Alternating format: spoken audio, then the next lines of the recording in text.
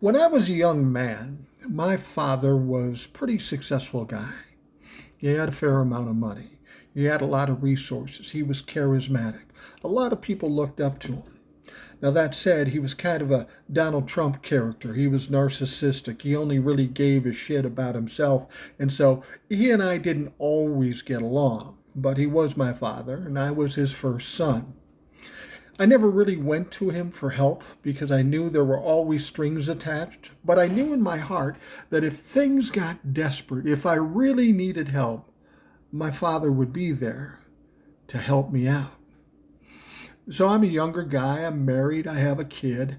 I'm really struggling financially. I'm really nervous about it. I'm upset. And I go to my father because I knew my father would be there for me no matter what in desperate times. Until he wasn't.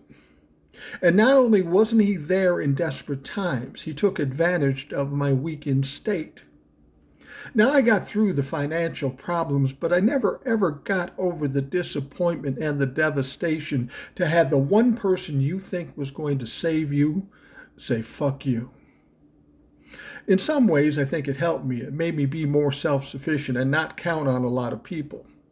But the reason I tell you that story isn't because I want you to feel sorry for me, because I'm good now. I'm fine. I got through it.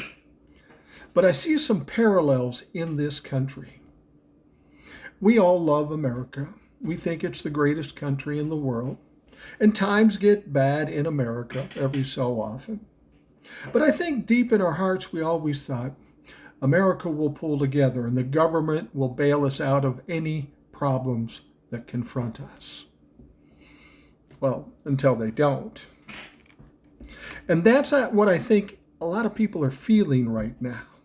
We've had tough times, we've had violent times, but nothing like we're seeing right now.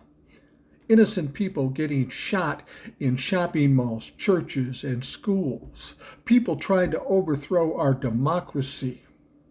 White supremacists creating violence in the streets.